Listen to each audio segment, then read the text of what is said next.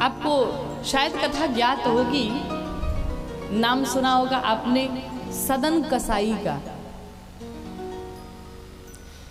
सदन कसाई एक भगवान का बड़ा भक्त था, लेकिन उसका कार्य क्या था?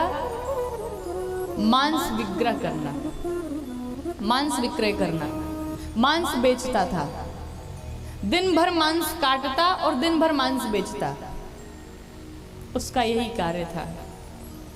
लेकिन भक्ति इतनी ऊंची थी, भाव इतना श्रेष्ठ था, प्रेम इतना श्रेष्ठ था, भगवान में इतनी निष्ठा थी कि भले ही वो हाथ से मांस काटता रहता था, भले ही वो हाथ से तराजू पर तौल करके मांस बेचता रहता था, लेकिन दिन रात उसके हृदय में हे गोविंद, हे माधव, हे चितचोर, हे माखन चोर, सदैव भगवान का चिंतन किया करता रहता। और हमने संत भगवान से ऐसा सुना है कि कहते हैं उसकी भक्ति इतनी प्रगाढ़ थी, उसका प्रेम इतना उच्च कोटि का था कि जब वो मांस काटते समय गिरधारी गोविंद का नाम लेने लगता था तो कहते भगवान अगर भोजन करते रहते तो भगवान भोजन का त्याग करके और सदन कसाई की पुकार को सुनने लग जाते। इतनी भक्ति ऊंची थी, इतना भाव ऊंचा था, भगवान को रहा नहीं गया। एक दिन सदन कसाई कहीं रास्ते में जा रहा था।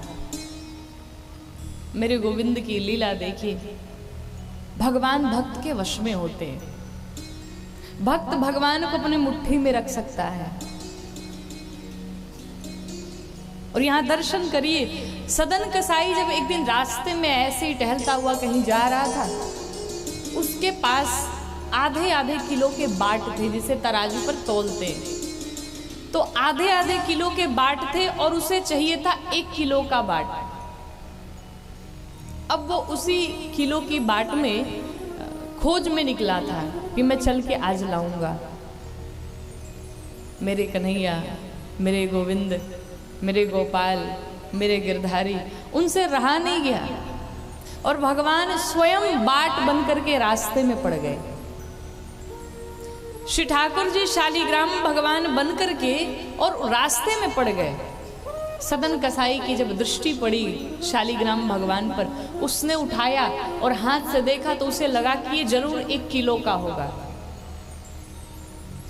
और अपने अंदाजा से वो उस बाट को लेकर के आया, अपने यहाँ दुकान में रख दिया महाराज।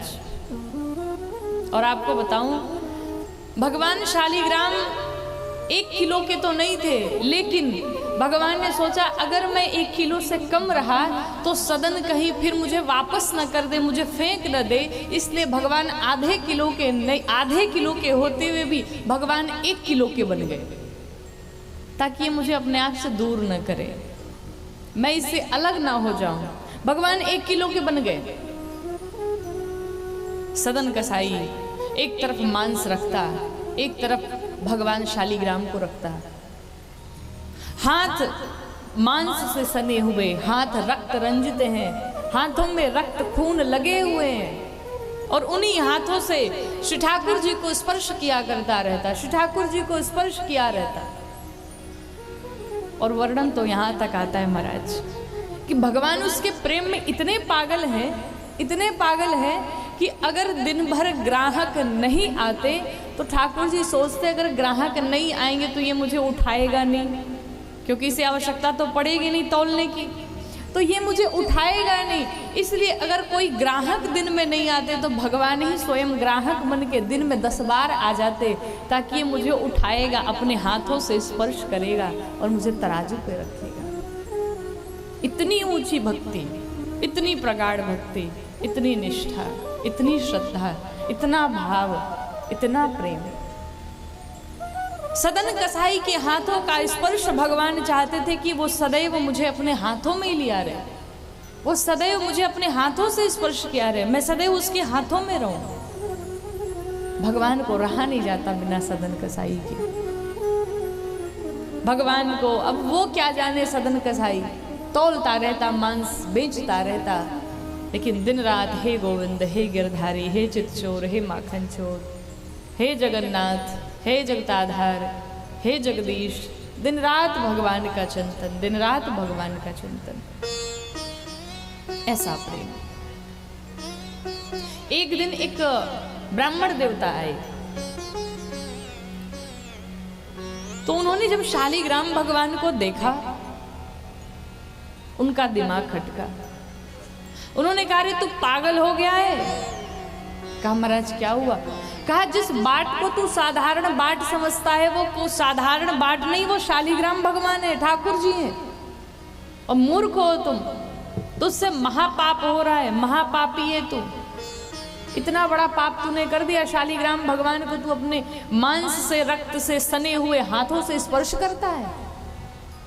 लज्जा नहीं आती तुझे? सदन कसाई ने जैसे ही सुना कि ये श्री ठाकुर जी हैं, शालिग्राम भगवान हैं, सदन कसाई ने ब्राह्मण देवता से क्षमा मांगा। कहा, महाराज हमें ज्ञात नहीं था, हमें पता नहीं था, अनजाने में ये अपराध हो गया। मैं नहीं जानता था कि ये भगवान है, ये श्री ठाकुर जी हैं, शालिग्राम भगवान हैं। एक काम करो महाराज, ये मेरे पास तो मैं इनकी सेवा कर नहीं पाऊंगा, आप इन्हें अपने घर लेकर के जाओ, क्योंकि आप प्रतिदिन स्नान करते हो, प्रतिदिन आप पंचामृत से, दूध से, मधु से, घी से, दही से अभिषेक करोगे इनका, इनको भोग लगाओगे, इनकी आरती, पूजा, वंदन सब करोगे, इन्हें ले जाओ, मुझे जो पाप हुआ सो तो हुआ। ब्राह्मण देवता महाराज अपने घर लेकर के चले गए। शालिग्राम भगवान को घर लेकर के पहुंचे, और घर ले जाने के बाद बढ़िया से भगवान श्री ठाकुर जी को थाली में रख करके उनका बढ़िया से जल से, गंगा जल से अभिषेक किया, दूध से अभिषेक किया, मधु से अभिषेक किया, पंचामृत बना करके अभिषेक किया, फूल, पुष्प, माला, चंदन, भोग इत्यादि सब लगाए, उनका आरती पूजन किया, उन्हें भोग लगाया, मंत्र सुनाया, भगवान की बढ़िया आरती गाई, सब पूरे पूजा संपन्न हुई। हे ठाकुर जी, हे शालिग्राम भगवान, सदन से बहुत बड़ा अपराध हो गया, लेकिन ये बात उसे ज्ञात नहीं था, और जब मेरी दृष्टि पड़ी तो मैं आपको यहाँ लेकर के आया। हे नाथ, जो भूल चूक हुई होगी आप क्षमा करिएगा। अपने मंदिर में ब्राह्मण देवता ने रख दिया। रखने के पश्चात रात्रि का समय हुआ। जब वो शयन करने गए, सोने गए, तो ऐसा भी नहीं था कि कोई बहुत नींद में थे गहरी, आधी नींद, हल्की फुल्की नींद लगी होगी। उसी समय भगवान स्वप्न में आए, और भगवान नारायण स्वप्न में आकर के बड़े क्रोधित दिखाई पड़ रहे हैं। भगवान बड़े क्रोध में हैं। ब्राह्मण देवता ने कहा, सरकार आप आज दर्शन मुझे दिए, मैं धन्य हो गया, लेकिन नाथ आप इतने क्रोधित क्यों दिखाई पड़ रहे हैं? हमसे कोई भूल हो गई, हमसे कोई चूक हो गई, हमसे कोई गलती हो गई? प्रभु आप क्यों इतने परेशान हैं, क्यों इस प्रकार से दिखाई पड़ रहे हैं? नाथ आप बताइए ना क्या हुआ।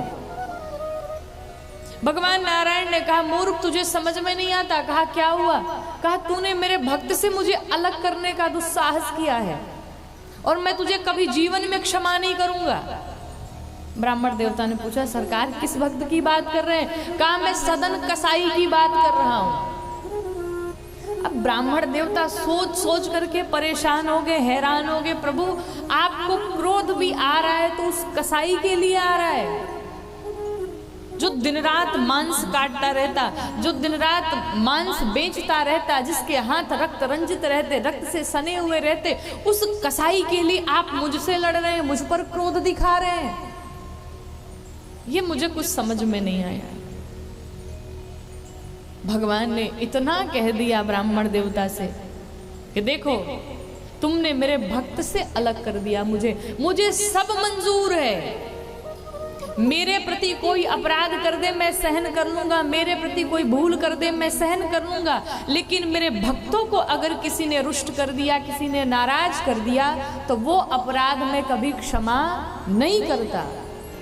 इसलिए ध्यान रहे, जीवन में भूल से भी कभी किसी ब्राह्मण का, कभी किसी संत का, कभी किसी भगवान के भक्त का भूल से भी स्वप्न में भी अपमान नहीं करना चाहिए।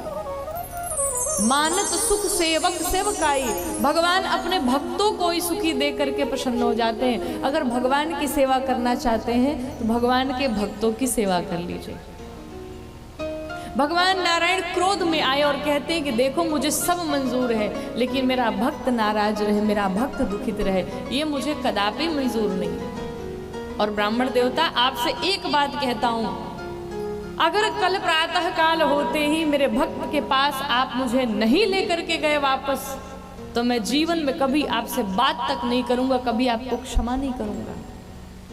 ब्राह्मण देवता ने कहा, सरकार हमने आपको जल से अभिषेक कराया, दूध से अभिषेक कराया, मधु से अभिषेक कराया, घी से अभिषेक कराया, पंचामृत से अभिषेक कराया, भोग लगाया, आरती चंदन तिलक सब कुछ किया, आप प्रसन्न नहीं हुए। और सदन कसाई में ऐसी कौन सी बात है कि आप उनकी बातों पर, आप उनकी सेवा भाव से रीझ ले। और चलो कोई साधारण व्यक्ति हो तो हम मान भी ले, एक कसाई के हाथों से आप स्पर्श पाने के लिए इतने व्याकुल हैं, इतने परेशान हैं। भगवान ने कहा, देखो भले वो दिन रात उसके हाथ रक्त से रंजित रहते हैं, रक्त से सने हुए रहते हैं, लेकिन जो उसके भीतर की निर्मलता है, जो उसके भीतर का भाव है, जो उसके भीतर की श्रद्धा है, जो उसके भीतर का प्रेम है, मैं स्वयं को रोक नहीं पाता हूँ उसके पास जाने से। उसका भाव इतना निर्मल है, मुझे शीघ्र ते शीघ्र मेरे भक्त के पास लेकर के चलो और मुझे पहुंचा दो। ब्राह्मण देवता क्या करते, उन्होंने पहुंचा दिया, वापस कर दिया। बोले भक्तवत्सल भगवान की। तो महाराज भगवान अपने भक्तों के लिए कुछ भी करने को तैयार रहते, कुछ भी करने को।